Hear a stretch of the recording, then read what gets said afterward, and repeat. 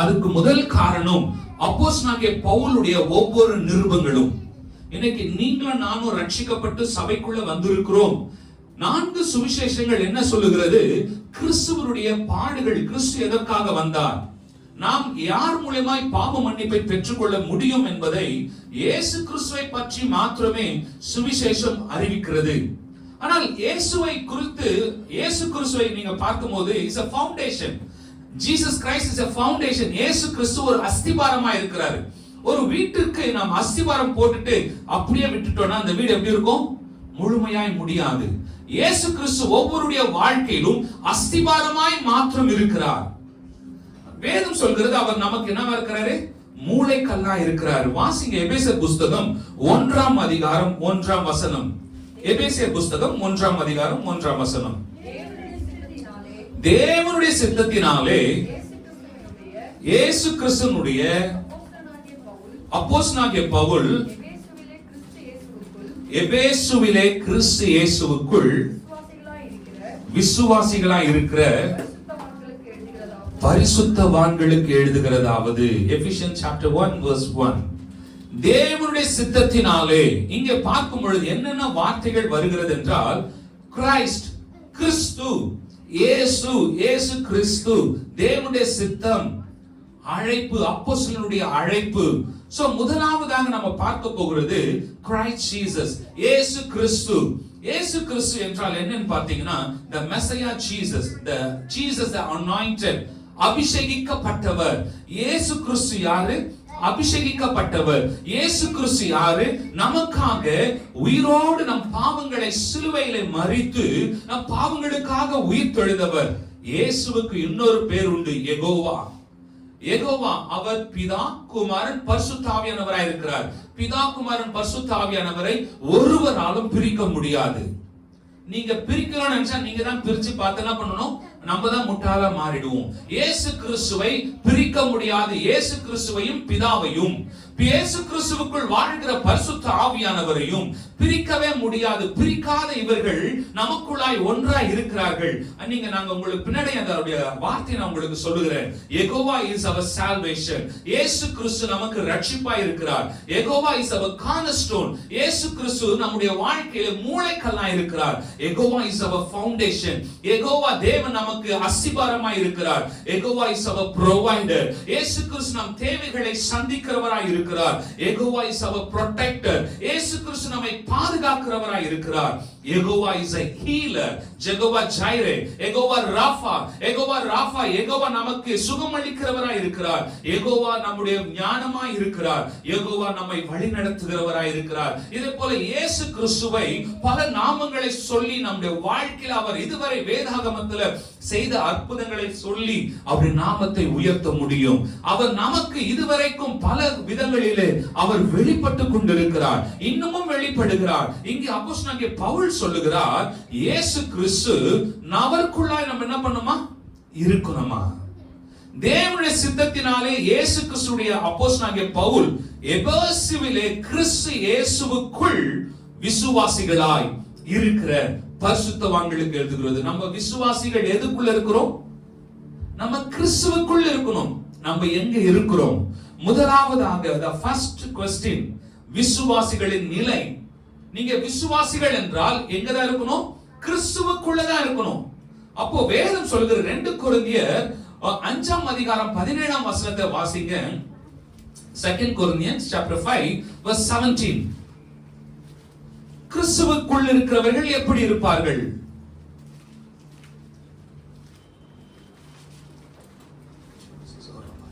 எப்படி இருக்க?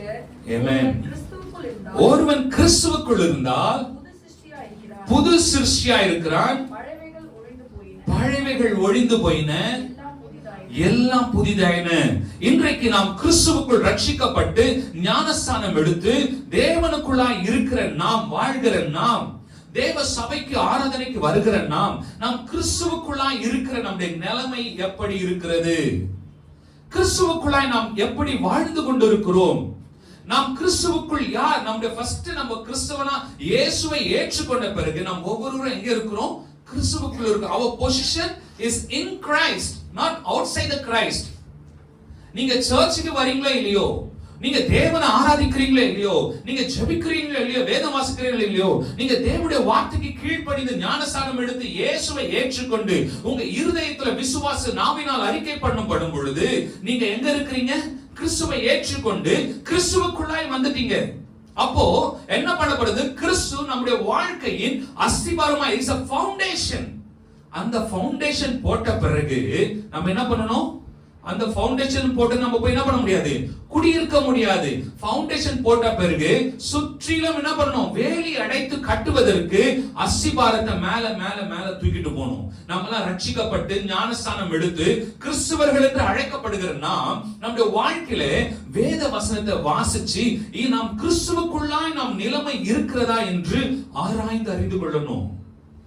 நம்மை நாமே நிதானித்து அறிந்தால் நாம் நியாயத்தீர்க்கப்படும் என்று 1 கொரிந்தியர் 11ஆம் அதிகாரத்துல வாசிக்கிறோம். அப்போ கர்த்தருடைய வார்த்தை நம்மை நியாயத்தீர்க்க போகிறது. கடைசி காலத்திலே நியாயத்தீர்ப்பு காலத்திலே கர்த்தருடைய வார்த்தை என்ன பண்ண போறது? நம்ம ஒவ்வொருவரையும் ஜட்ஜ் பண்ண போகுது. ஆட்டுக்குட்டியானவரின் இரத்தத்தினாலும் சாட்சியின் வசனத்தினாலும் பிசாசை ஜெயித்தார்கள் என்று வேதாகமம் சொல்கிறது. நாம் ஒவ்வொருவரும் ஞானஸ்நானம் பெற்ற ஒவ்வொருவரும் நாம் பாவத்தை ஜெயித்தவர்கள். நமக்குள்ள அந்த உணர்வு இருக்கணும். முதல்ல நான் யாரு? கிறிஸ்துவுக்குள்ள வாழ்றேன். நீங்களாம் யாரு? நம்ம யாரு? சொல்லுங்க. நான் கிறிஸ்துவுக்குள் வாழ்கிறவன். நான் கிறிஸ்துவுக்குள் வாழ்கிறவன். நான் கிறிஸ்துவுக்குள்ள இருக்கிறேன். அதனாலதான் பாத்தீங்கன்னா ஏசாயா 61 அதிகாரத்துல சொல்றது பரிசுத்த ஆவியானவர் என் மேல இருக்கிறாரு. ஆதியாகம பழைய ஏற்பாட்டுல பாத்தீங்கன்னா பரிசுத்த ஆவியானவர் வருவாரு. அவர் வந்துட்டு ஒரு வேலையை செஞ்சுட்டு போயிடுவாரு. ஏன்னா ஒரு மனுஷனுடைய வாழ்க்கை என்ன இல்ல? பரிசுத்தமா இல்ல. ஒவ்வொரு மனுஷனுடைய வாழ்க்கை பரிசுத்தமா இல்லாதனாலதான் ஆவியானவரால் அங்க வந்து ஒரு இடத்துல தங்க முடியல. அதுக்கப்புறம் தான் பிதாவானவர் பார்த்தாரு, இதுக்கு ஒரு சொல்யூஷன் வேணும்னா நான் அங்க அவங்களுக்குள்ள ஆவியானவர் தங்கணும்னா என் மகனாக இயேசு கிறிஸ்துவை நான் அனுப்பி ரத்தம் சிந்தி, பாவம் அறியாத சுத்த ரத்தம், அந்த ரத்தம் சிந்தப்பட்டு ஒவ்வொரு ஜனங்களும் விசுவாசிக்கிற ஒவ்வொருவரும் அந்த ரத்தத்தினாலே கழுவப்படும் பொழுது பரிசுத்த ஆவியானவர் பலமாய் இறங்கி வந்தார். அதனால்தான் பாத்தீங்கன்னா இயேசு கிறிஸ்து மரித்து உயிர்த்தெழுந்த பிறகு சீஷர்கள் மேல ஆண்டவர் சொன்னாரு, நீங்க ஊழியம் செய்வது பெருசு இல்லப்பா, உங்க ஊழியம் செய்வதற்கான வல்லமை வேணுமே. அந்த பவர் தான் என்னது? ஹோலி ஸ்பிரிட். அந்த ஹோலி ஸ்பிரிட்டை பெற்றுக்கொள்வதற்கு நீங்க என்ன பண்ணுங்க? காத்துருங்கன்னாரு. இன்றைக்கும் சபைகள் பரிசுத்த ஆவியானவரை பெற்றுக்கொள்வதற்கும் அவருடைய வல்லமைகளை வெளிப்படுத்துவதற்கும் காத்து கொண்டிருக்கிறது. நீங்க அந்த அப்போஸ்தலர் புஸ்தகம் 2ஆம் அதிகாரத்தை வாசிங்க. அப்போஸ்தலர் புஸ்தகம் 2ஆம் அதிகாரம் 1ஆம் வசனம். அவர்கள் எப்படி காத்து கொண்டிருந்தார்கள் என்று வாசிங்க. Book of Acts chapter 2 verse 1 and 2.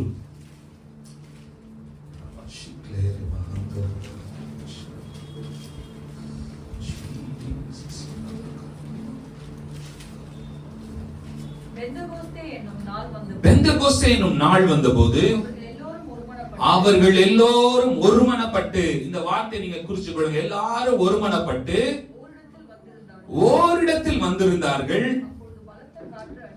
அப்பொழுது பலத்த காற்று அடிக்கிற முழக்கம் போல வானத்திலிருந்து சடிதியாய் ஒரு முழக்கம் உண்டாகி அவர்கள் உட்கார்ந்திருந்த வீடு முழுவதும் நிரம்பிற்று. முதல்ல என்ன ஆச்சு? ஒரு மனதோடு சபை கூடி வரும் பொழுது நம்முடைய வாழ்க்கையில் என்ன இருக்கணும்? ஒன்னஸ் இருக்கணும். ஒரு மனது இல்லாவிட்டால் நாம் கூடி வருகிற நம் குடும்பங்களிலும், அதான் கர்த்தருடைய வார்த்தை சொல்கிறது, தனக்கு தானே பிரிந்திருக்கிற எந்த ராஜ்யமும் நிலைத்திருக்காது. நீங்க உங்க வீட்டை கட்டணும்னா முதல்ல உங்க வீட்டுக்குள்ள என்ன இருக்கணும்? சமாதானம் இருக்கணும். நம்ம வீடை கட்டும் போது செங்கல்லாம் பிரிச்சு பிரிச்சு வச்சு கட்டி அதுல சிமெண்ட் போட்டு என்னதான் ஓட்டினாலும் என்ன இருக்கும்? அதுல கேப் வரும், மழை பெய்தானா வரும், உள்ள தண்ணி வரும். உங்க குடும்பத்தையும் கர்த்தருக்குள்ள இணைச்சி பாரமா இணைச்சி நல்ல ஸ்ட்ராங்கா கட்டினீங்கன்னா எந்த எரிச்சல் கண்கள், வன்கண், பொறாமை கண்கள், பிசாசுடைய கிரியைகள் என்ன ஆகாது? உள்ள நுழையாது. அப்போ நீங்க கதவை நல்லா சிமெண்ட்லாம் போட்டு செங்கல்லாம் இருக்க வச்சு சிமெண்ட் போட்டு பிளாஸ்டர் பண்ணி வீட்டுக்கு ஒரு டோர் போட்டுட்டீங்கன்னா தெருவுல போற நாய் உள்ள வருமா?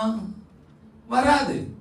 அதே போல நம்முடைய ஆவிக்குரிய வாழ்க்கையை கிறிஸ்துவுக்குள்ளாய் கர்த்தருடைய வேத வசனத்தை வைத்து படிப்படியா நாம் கட்டும் பொழுது நம்ம என்ன பண்றோம்? நம்ம ஆவியானவர் கையில ஒப்பு கொடுக்கும் பொழுது நம் வாழ்க்கை வேலையடைக்கப்படுகிறது.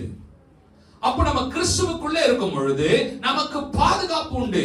அப்போ கிறிஸ்துவுக்குள்ள இருக்கும் போது நீங்க கேட்கலாம், நான் கிறிஸ்துவ ஞானஸ்தானம் எடுத்துட்டேன், கிறிஸ்துவுக்குள்ள இருக்கிறேன், என் வாழ்க்கையில இன்னும் இவ்வளவு பிரச்சனை. உங்க வீட்டு கதவை நீங்க திறந்து வச்சீங்கன்னா தெருவில் போற நான் என்ன பண்ணும், உள்ள வரும். அப்போ நான் முதல்ல என் வாழ்க்கையில் நான் பிராக்டிஸ் பண்றத சொல்றேங்க. என் குடும்பத்துல என் மனைவிக்கோ எனக்கோ என் பிள்ளைகளுக்கோ ஃபீவர் வந்தாலும் காஃப் வந்தாலும் ஜுரம் வந்தாலும் ஃபர்ஸ்ட் நான் என்ன செக் பண்ணுவேன், ஆண்டவரே எந்த இடத்துல நான் பாவத்திற்கு உமக்கு பிரியமில்லாத காரியத்துக்கு என் வாழ்க்கையை திறந்து கொடுத்தேன். நம்ம எல்லாம் ஆராய்ந்து பார்க்கணும். நம்ம வாழ்க்கையை முதலாவது நாம் ஆராய்ந்து பார்க்கணும். அப்போ ஆண்டவர் வெளிப்படுத்துவார். அடுத்தது என்ன ஸ்கேன் பண்ணி பார்ப்பேன், ஜெபத்துல என் ஒய்ஃபை ஸ்கேன் பண்ணுவேன், அப்புறம் பிள்ளைங்களை ஸ்கேன் பண்ண ஆண்டவர் தெளிவா காட்டுவார், இந்த இடம் இந்த நபர் இந்த நபர்.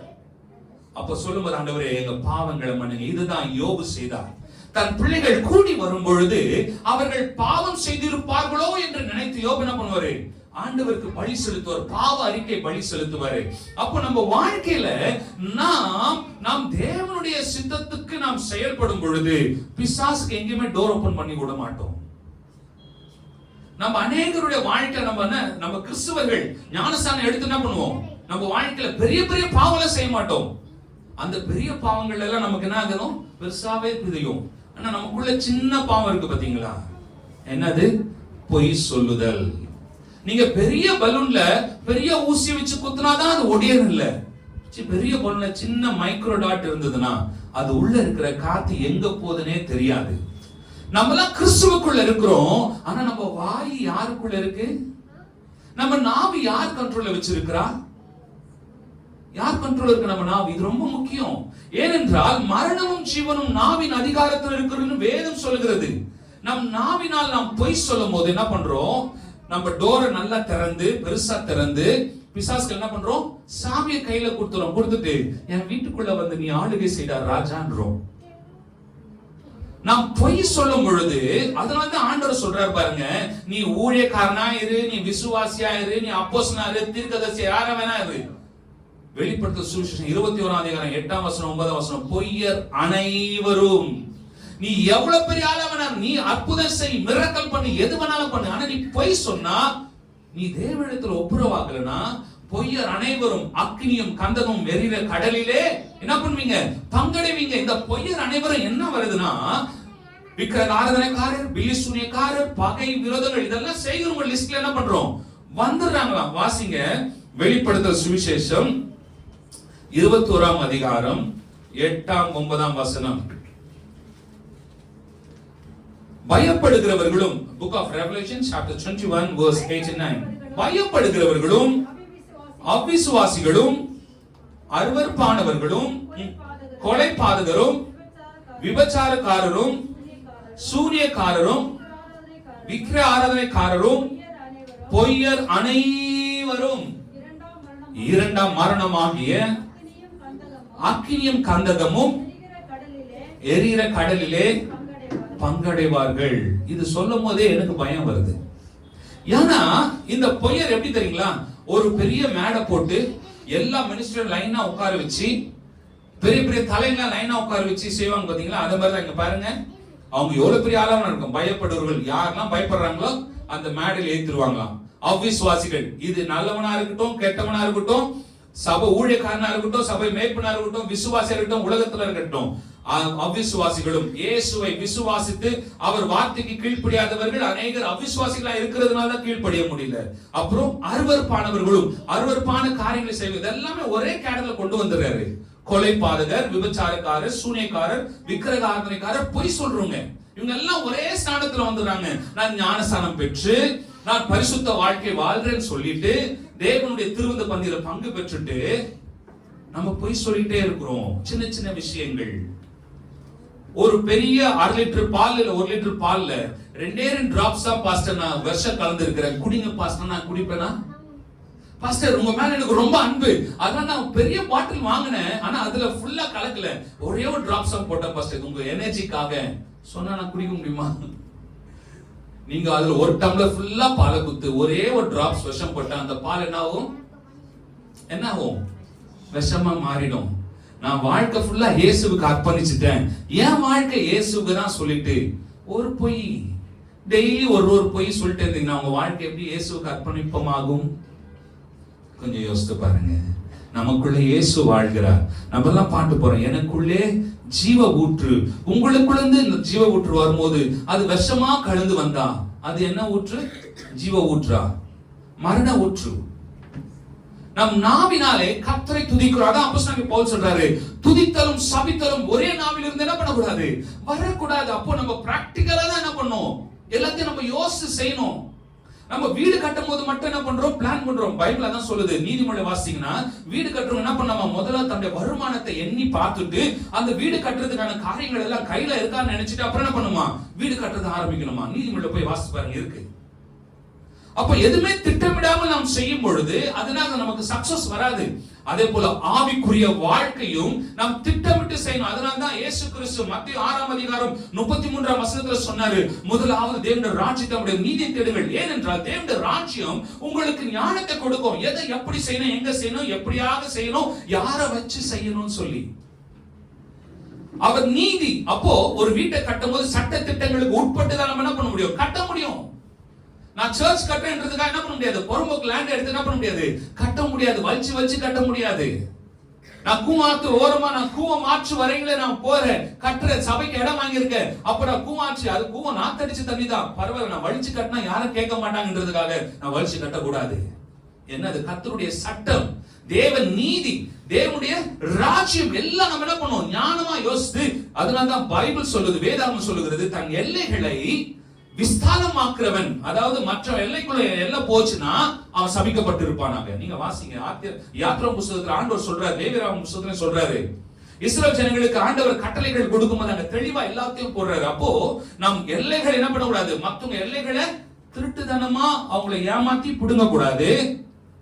அதே நேரத்துல நாம் தேவ நீதிக்கு கீழ்ப்படியணும். தேவ நீதிக்கு கீழ்ப்படியா நம்ம எங்க இருக்கிறோம்? நாம் கிறிஸ்துவுக்குள்ள இருக்கிறோம். First we must understand what is our position in Christ. கிறிஸ்துவுக்குள் நாம் நிலைமை என்ன என்பதை நாம் புரிந்து கொள்ளணும். நம்ம ஒவ்வொருவரும் என்ன பண்ணணுமா? புரிந்து, நான் யார், நீங்க யாருன்னு தெரிஞ்சுட்டா உங்க வல்லமை யாருன்னு தெரியும், உங்க வாயில வர வார்த்தை என்னன்னு தெரியும். அப்ப எதை பேசணும் பேசக்கூடாது தெரியும். நீங்க தேவ பிரசன்னத்துல வாழ்றவர்கள், நீங்க தேவ சமூகத்தை சுமந்து செல்கிறவர்கள். 1 கொரிந்தியர் 3:16 படி நீங்க தான் தேவனுடைய ஆலயம். நீங்க இந்த சமுதாயத்தில் நடந்து போகும்போது இயேசு கிறிஸ்து நடந்து போகிறார். நீங்க தான் இயேசு கிறிஸ்து. இப்ப சொல்லலாம், பாஸ்டர் தவறான உபதேசம் பண்ணாதீங்க சொல்றீங்க. நாய்க்கு குட்டி போட்டது யாரு? நாய் குட்டி போட்டா என்னது? என்ன குட்டி? பன்னி குட்டியா? நாய் குட்டி போட்டா நாய்க்குட்டி, பன்னி குட்டி போட்டா மனுஷன் குட்டி போட்டா ஏன் சொல்ல யோசிக்கிறீங்க? மனுஷ குட்டி, குழந்தை. அப்போ ஏசப்பா குட்டி போட்டார்னா யார் குட்டி? பிசாசு குட்டியா? தேவ குட்டி, ஏசப்பா குட்டி. அப்ப நம்மள இயேசுவை போல இருக்கிறோம். அவர், நீங்க ஆதியாகமத்தை வாசிங்க, அவர் தமது சாயலின்படி தமது ரூபத்தின்படி நம்ம எல்லாம் என்ன பண்ணிருக்காரு? உண்டாக்கி இருக்காரு. அப்போ நம்ம நடந்து போகும்போது சொல்லணும், நான் இயேசு கிறிஸ்து இங்க நடந்து போகிறேன். இயேசு நடந்து போனா பிசாசு என்ன பண்ணும்? ஓடிடுவான். இது நமக்கு தெரியல. கிறிஸ்துவுக்குள் நாம் யார் என்று தெரியாததுனால நம்ம என்ன பண்றோம்? ஏனோ தானே என்று வாழ்ந்து கொண்டிருக்கிறோம். உங்க ஆபீஸ்ல உங்களுக்கு நல்ல ஒரு வேலை கொடுத்து உங்களை டைரக்டரா பொசிஷன் கொடுத்தா நீங்க போய் டெய்லி போயிட்டு மாப் பண்ணிட்டு ஆபீஸ பெருக்கி மாப் பண்ணிட்டு கதவு பூட்டிட்டு வருவீங்களா? அது யார் பண்ற வேலை? யார் பண்ற வேலை? வாட்ச்மேனோ ஹவுஸ் கீப்பிங்கோ இல்ல பியூனோ பண்ற வேலையை நீங்க செஞ்சீங்கன்னா அப்போ உங்க வேலையை யார் செய்வா? இதுதான் பவுல் சொல்றாரு. நீங்க யாரு? கிறிஸ்துவுக்குள்ள இருக்கிறீங்க. நீங்க என்ன பண்றீங்க? கிறிஸ்துவுக்குள்ள இருக்கிறத உணர்ந்து கொள்ளுங்க. நீங்க அழைக்கப்பட்டவங்க. அப்போ உங்க நிலைமை என்ன, நீங்க யார் என்பதை புரிந்து கொண்டால் என்ன பண்ணுவீங்க? உங்க வேலையை செய்வீங்க, மத்தவங்க வேலையை செய்ய மாட்டீங்க. இன்னைக்கு நிறைய இடங்கள்ல நிறைய பேர் வேலை இழக்கிறதுக்கு, ஜாப் மிஸ், அதாவது அவங்க லூஸ் பண்றதுக்கு காரணம் என்ன தெரியுங்களா? அவங்க வேலையை அவங்க செய்யாம மத்தவங்க வேலையை செய்யறதுனால என்ன பண்றாங்க? அவங்க job இழந்துடுறாங்க. First understand your responsibility. கிறிஸ்துவுக்குள் நம்முடைய வேலை என்ன, என்னுடைய நிலைமை என்ன, நான் எதற்காக கிறிஸ்து என்னை அழைத்தார், எதற்காக என்னை கிறிஸ்து என்னை தெரிந்து கொண்டார் என்றால் அவருக்குள் வாழ்றதுக்கு. யாருக்குள்ள? அவருக்குள்ள வாழ்ற. இங்க பாத்தீங்கன்னா ஹீப்ரு கிரீக் பைபிளை வாசிக்கும் போது பரிசுத்தவான்களுக்கு எழுதுகிறதாவது என்று சொல்லப்படும் பொழுது அங்க பாத்தீங்கன்னா விசுவாசம், உண்மை, உறுதித்தன்மை, faithfulness, loyal, steadfast in Christ Jesus. கிறிஸ்துவுக்குள் உள்ள நிலை. நம்ம எப்படி இருக்கணும்? கிறிஸ்துவுக்குள்ள முதல்ல விசுவாசமா இருக்கணும். யாருக்கு விசுவாசமா இருக்கணும்? கிறிஸ்துவுக்கு நாம் விசுவாசமா இருக்கணும். அப்போ கிறிஸ்துவுடையவர்கள் தங்கள் மாம்சத்தையும் அதன் ஆசை இச்சைகள் எங்க இருந்திருக்காங்க? சிலுவையில் அறைந்திருக்கிறார்கள் என்று கலாத்தியர்ல நம்ம வாசிக்கிறோம். அப்போ நம்ம ஒவ்வொரு நாளும் எழுந்து நம்ம பொய் சொல்றது என்ன காரணம்? நம்ம மாம்ச இச்சைனாலதான். பொய் எங்க இருந்து வருது? மாம்சத்துல இருந்து வருது. கோபம் எங்க இருந்து வருது? மாம்சத்துல இருந்து வருது. எல்லாம் மாம்சத்துல தான் வருது. அதனால தான் சொல்றாரு, மாம்ச சிந்தை மரணம், ஆவி சிந்தை ஜீவனா இருக்கிறது. அப்போஸ்தலனாகிய பவுல் ரோமருக்கு எழுதின புத்தகத்துல 8ஆம் அதிகாரத்துல சொல்லப்பட்டிருக்கு. நாம் ஒவ்வொருவரும் கிறிஸ்துவுக்குள்ளாய் அஸ்திபாரம் போடப்பட்டவர்களாய் நாம் இருக்க வேண்டும்.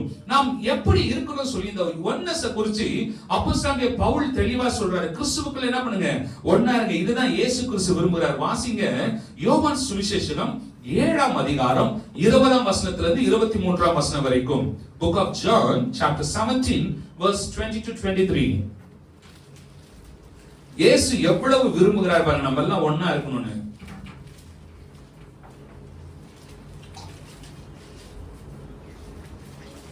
நான் இவர்களுக்காக வேண்டிக் கொள்கிறதும் அல்லாமல் இவர்களுடைய வார்த்தையினால் என்னை விசுவாசிக்கிறவர்களுக்காக வேண்டிக் கொள்கிறேன். அவர்கள் எல்லாரும் ஒன்றாய் இருக்கவும், பிதாவே நீர் என்னை அனுப்பினதை உலகம் விசுவாசிக்கிறதற்காக நீர் என்னிலே நான் உம்மிலேயும் இருக்கிறது போல இவர்கள் எல்லாரும் நம்மில் ஒன்றாய் இருக்கவும் வேண்டிக் கொள்ளுகிறேன்.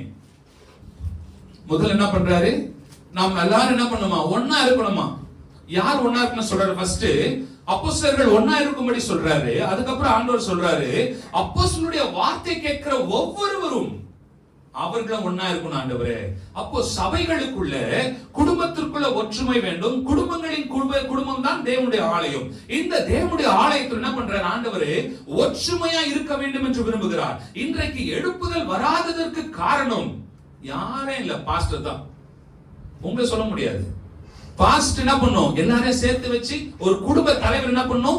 எல்லாரையும் சேர்த்து வச்சு வைக்கணும். அதனாலதான் பாத்தீங்க, ஒரு குடும்பத்துல மூத்தவர்கள் வயதானவங்க இருக்கும்போது என்ன பண்ணுவாங்க? யாரும் பிரிஞ்சு போக விட மாட்டாங்க, எல்லாரும் சேர்த்து வைப்பாங்க.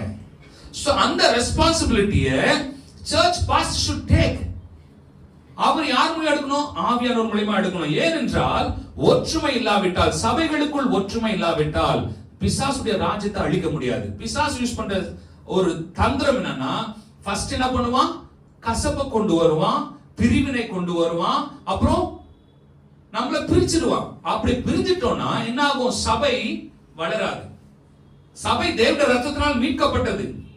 நாம் ஒவ்வொருவரும் கிறிஸ்துவின் சிந்தை உடையவர்களா இருக்கும் பொழுது நம்ம என்ன பண்ணுவோம்? ஆவிக்குரிய வாழ்க்கை குறித்து ரொம்ப யோசிச்சே இருப்போம். சுயநலமா இருக்க மாட்டோம். நமக்குரியதை நாம் தேடுவதற்காக சபை அல்ல, தேவ சித்தத்தை நிறைவேற்றுவதற்காக சபை. எனக்குரிய ஆசைகள், எனக்குரிய காரியங்களை தேடுவதற்கு கிறிஸ்துவுடைய சரீரம் அல்ல, தேவ சித்தத்தை நிறைவேற்றுவதற்காக தான் இந்த சபை. அப்போ நம்ம கரத்துல கொடுத்திருக்கிற இந்த சபையை நாம் எப்படி இருக்கணும்? We all to be one in our spirit. முதலாவது நாம் ஆவியில் என்ன பண்ணணும்? நம்ம எல்லாரும் இணைந்து இந்த ஊழியத்தை செய்யும் பொழுது தேவனுடைய நாமம் இந்த பகுதியில் மகிமைப்படும். நாம் எத்தனை பேர் இந்த ஊழியத்திற்காக நீங்க ஜெபிக்கிறீங்க? ஒவ்வொரு நாளும் இனி ஜெபிக்கிறோம்னா இனி ஜெபிக்க ஆரம்பிங்க. இது என்னுடைய ஊழியம் அல்ல, தேவனுடைய சபை. இது என் சபை அல்ல, தேவனுடைய சபை. இதுக்கு பிரதிபலி, அதாவது அதை எடுத்து செய்யறதுக்கு தான் என்ன ஆண்டவர் லீடரா வச்சிருக்கிற தவிர நான் தான் நீங்க இல்ல. நீங்க ஒவ்வொருவரும் இந்த சபைக்கு அங்கத்தினர்கள். இந்த ஃபவுண்டேஷன் சொல்றது, இந்த பில்லர் மட்டும் நான் என்னால மட்டும் தான் இந்த பில்டிங் நிக்குது சொன்னா மத்த பில்லர் என்ன பண்ணும்? அப்ப நான் ஒதுங்கிற சொன்னாகும், பில்டிங் மொத்தம் கொலாப்ஸ் ஆயிடும். ஒரு பில்டிங் நிக்குதுன்னா அதுல இருக்கிற அத்தனை பில்லர்ஸும், அதுல இருக்கிற ஒவ்வொரு செங்கலும் ரொம்ப முக்கியம். So you are very important for God's kingdom. நீங்கள் ஒவ்வொருவரும் தேவனுடைய ராஜ்யத்திற்கு இந்த பகுதியிலே, தேவனுடைய இந்த காலகட்டத்தில் தேவனுடைய சித்தம் நிறைவேறுவதற்கு நீங்கள் ஒவ்வொருவரும் முக்கியம் வாய்ந்தவர்கள். சொல்லுங்க, நான் ஒவ்வொருவரும் தேவனுக்கு முக்கியம். நான் ஒவ்வொருவரும். இதுவே டவுட்டா இருக்குதா? பிசாசு கேட்கிறான், ஆண்டவர் கேட்கிறார், பிசாசன் கேட்கிறான். நாம் ஒவ்வொருவரும் தேவனுடைய ராஜ்யத்திற்கு முக்கியம்.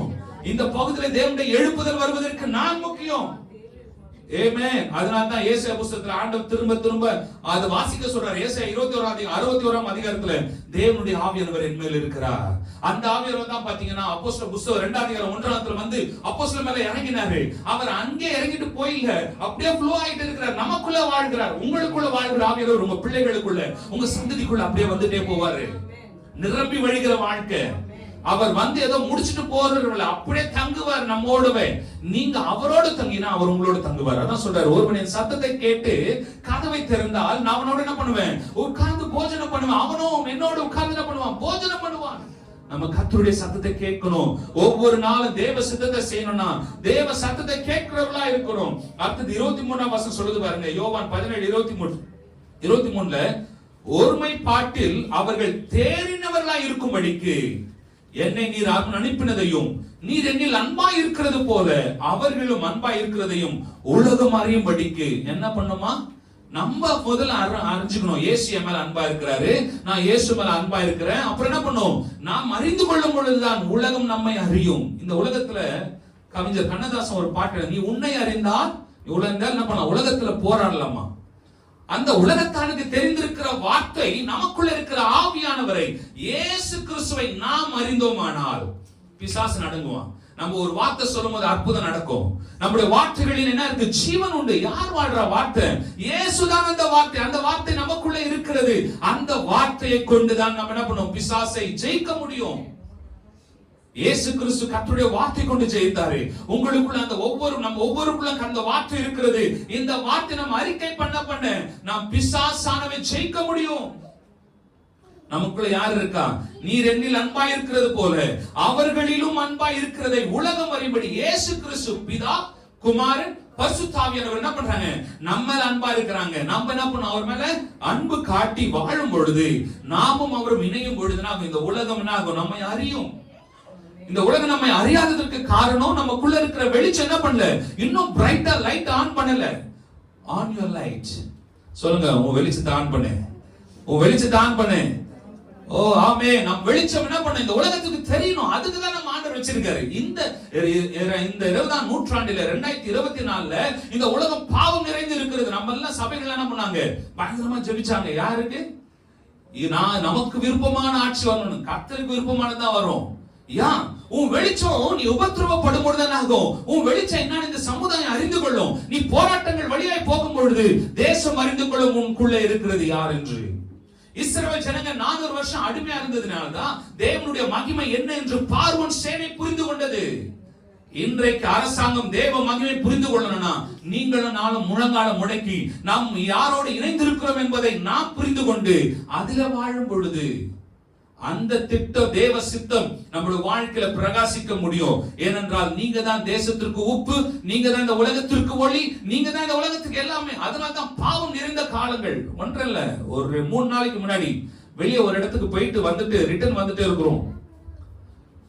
அந்த கோடப்பாக்கம் பிரிட்ஜுக்கு ஏறதுக்கு முன்னாடி அரைக்கூட ட்ரெஸ் போட்டுட்டு நைட்டு 10:45 மணிக்கு ஒரு சின்ன வாலிப பெண் நடந்து வரான். அப்புறம் எனக்கு இது ஏற்கனவே தெரியும், இது விபச்சார ஆவின்னு. இந்த மாதிரி ராக்காலங்களிலே ஒரு 11 o'clock 10:30 10:45 உள்ள போனீங்கன்னா விபச்சார ஆவிகளோடு அந்த விபச்சார வாலிப பெண்கள், பண ஆசை, விபச்சாரம் அப்படி நடந்து வராங்க. அங்கே நாங்க கார்ல ஜோம் பண்ணிட்டு வந்தோம் அந்த ஆவிகள் எல்லாம் கட்டி.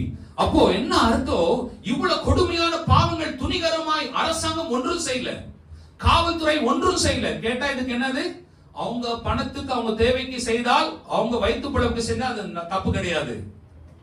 துணிகரமான பாவம் தேசத்துல அரசாங்கம் அதை அனுமதித்திருக்கிறது. நாம் கிறிஸ்தவர்கள் நாம் முழங்கால்களை முடக்கும் பொழுது நமக்குள்ள இருக்கிற ஜீவநதி தேசத்துல பரவி செல்லுமானால் தேசம் பரிசுத்தமாய் மாறும். நாம் அசதியாய் நிர்விசாரமாய் இருந்தால் தேசம் அசுத்தமாய் மாறும். அதோடு கூட நாம் அழிந்து போகும். சோதம் குமாரா பட்டணத்துக்குள்ள லோத்து போனாரு, ஆபிரகாம் போல. ஆனா லோத்து போனாரு, அங்க தேவனோடு உறவாடி கொண்டிருந்தால் அந்த பட்டணம் பரிசுத்தமாய் மாறி இருக்கும். லோத்து என்ன பண்ணாரு தெரியுங்களா, அந்த பட்டணத்தோடு சேர்ந்து அதே சுபாவத்துக்குள்ள மாறினாரு. அதனாலதான் ஆண்டவர் அவனை தூக்கி வந்து வெளியே போட்டாரு, பட்டணத்தை அழிச்சாரு. இன்றைக்கு நம்மை தேசத்துல சென்னை பட்டணம் நம்ம வச்சிருக்கிறாங்கன்னா சென்னை பட்டணம் சோதகுமார பட்டணம் போல மாறிக்கொண்டிருக்கிறது. இதற்கு முற்றுப்புள்ளி வைக்க போகிறது நாம் தான். பிசாசு ஒண்ணும் பண்ண முடியாது. இயேசு கிறிஸ்து அங்கிருந்து கீழே இறங்கி வர மாட்டார். அவர் வந்துட்டார், நமக்குள்ள வாசம் பண்றாரு. நாம செயல்படலன்னா என்ன ஆகாது, தேவ திட்டம் நிறைவேறாது. அப்போ அசுத்தங்கள் எங்க முதல்ல ஆரம்பிக்கணும்? நம்ம வீட்டுக்குள்ள ஆரம்பிக்கணும். நம்ம வீட்டுக்குள்ள ஜெபிக்கணும், பரிசுத்தம் நம்ம வீட்டுக்குள்ள இருக்கணும். அப்புறம் நம்ம வீட்டு வாசல்ல பரிசுத்தம், நம்ம வாழ்கிற தெருவுல, அப்புறம் சென்னை பட்டணத்துல. இதை நம்ம ஃபாலோ பண்ணனா தேவ மகிமை நம்ம வாழ்க்கையில பார்க்க முடியும். நாம் யார் என்று புரிந்து கொண்டால், கிறிஸ்துவுக்குள் நான் யார், என் நிலை என்ன என்பதை நாம் அறிந்து கொண்டால், நாம் பரிசுத்தமாய் இருப்போம், நாம் குடும்பம் பரிசுத்தமாய் இருக்கும், இந்த சென்னை பட்டணம் பரிசுத்தமாய் இருக்கும், தேவ சித்தம் நிறைவேறும். இல்லை என்றால் என்ன ஆகும்? சென்னையோடு நம்ம அழிஞ்சு போனோம். தேசம் அழிவதற்கு காத்து கொண்டிருக்கிறது. பிசாசு நம்ம என்ன பண்றான்? முழுங்குறதுக்கு என்ன பண்றான்? அழிக்கிறதுக்கு ரெடியா இருக்கிறான். பாவத்தின் வெள்ளம் சூறாவளி போல் எழுப்பிக் கொண்டிருக்கிறது. ஆவியானவர் நமக்காக ஜெயக்கொடி ஏற்றிக்கொண்டு காத்து கொண்டிருக்கிறார். நீங்க யாரோட இணையறீங்க? அதுதான் முக்கியம். நான் ஆவியானவரோடு இணைந்து இருந்து என் நிலை அன்று நான் உணர்ந்தால், தேசத்தின் பாவத்திற்காக நாம் திறப்புல நிற்க முடியும். நாம் தேசத்தின் பாவத்திற்காக திறப்புல நிற்கும் பொழுது நாம் தேசம் மனம் திரும்பும். விபச்சார பாவம் துணிகரமாய் வெளியரங்கமாய் நடக்காது, மறைமுகம் நடக்காது. பரிசுத்த மாத்திரம் தான் நாம் சென்னை பட்டணத்தில் இருக்கோம். நாம் ஜெபிக்கிறவர்களாய் செயல்படுவோம்.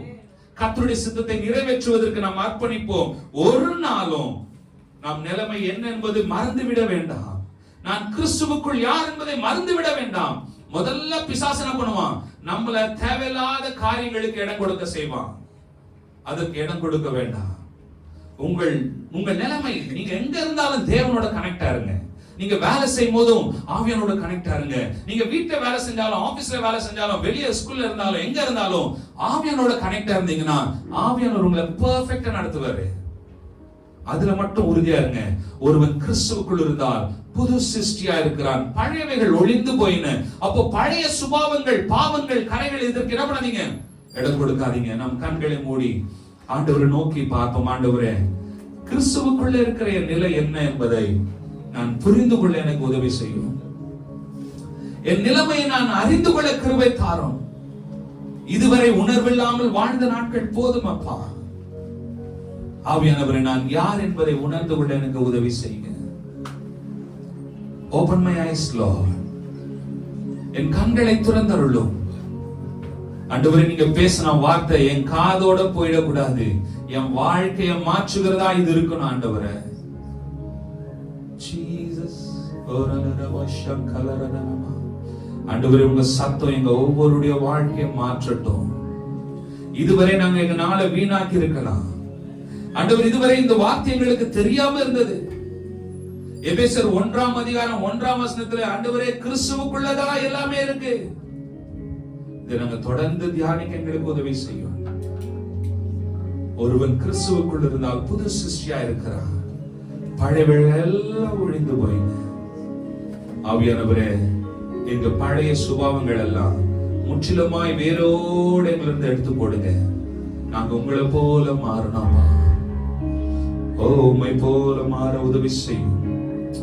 ஆவியானவரே, உங்களை போல எங்களை மாற்றுங்க. எங்க பாவங்கள், குற்றங்கள், குறைகளை மன்னிங்க. ஏசப்பா, உங்க ரத்தம் எங்களுடைய சகல பாவங்களை நீங்க எங்களை சுத்திகரிக்கும். ஆண்டவரே, நாங்க தெரிந்தும் தெரியாம செய்த உங்க நாவினால செஞ்ச பாவங்கள் எல்லாவற்றையும் மன்னிங்க. இனி பாவம் செய்யாம இருக்க ஆவியானவர் எங்களுக்கு உதவி செய்யும்.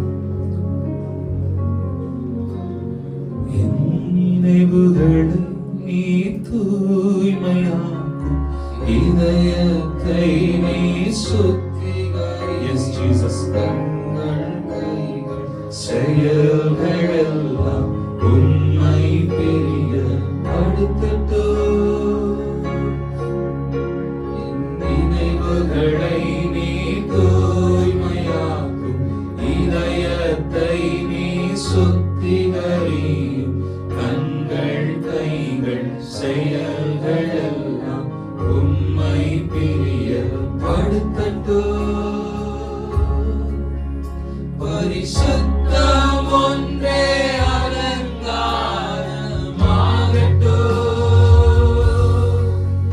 பரிசுத்தரே, உம் சித்தம் செய்ய உதவும். பரிசுத்தம் ஒன்றே அலங்காரமாகட்டும்.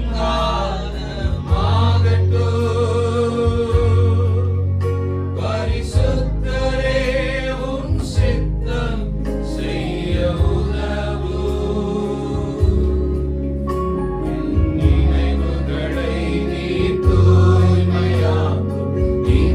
உள்ளத்தை நீ சுத்திகரி, கண்கள் கைகள் செயல்கள் எல்லாம் உம்மை. ஆண்டவரே, எங்களுடைய ஐம்புலன்களும் எங்கள் முழு சரீரமும் எங்கள் ஆவி ஆத்மா சரீரம் உம்மை பிரியப்படுத்துகிறதா, உங்க ரத்தத்துல கழுவப்படுகிறதா, ஒவ்வொரு நாளும் ரத்தத்துல மறைக்கப்படுகிறதா இருக்கட்டும். உம்மை பிரியப்படுத்தட்டும்.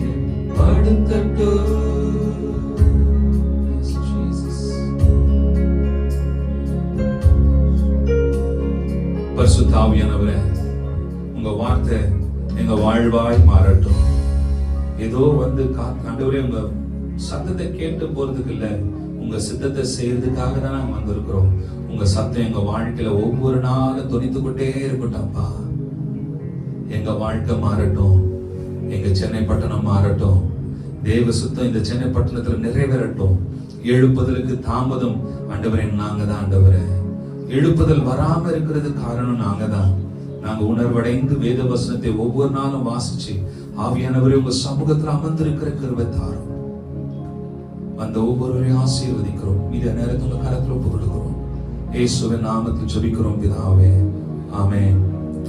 யாராவது சாட்சி சொல்ல போறீங்களா? கர்த்தர் உங்க வாழ்க்கையில செய்த நன்மைகளை சாட்சியாய் சொல்லி தேவ நாமத்தை மையப்படுத்துங்க.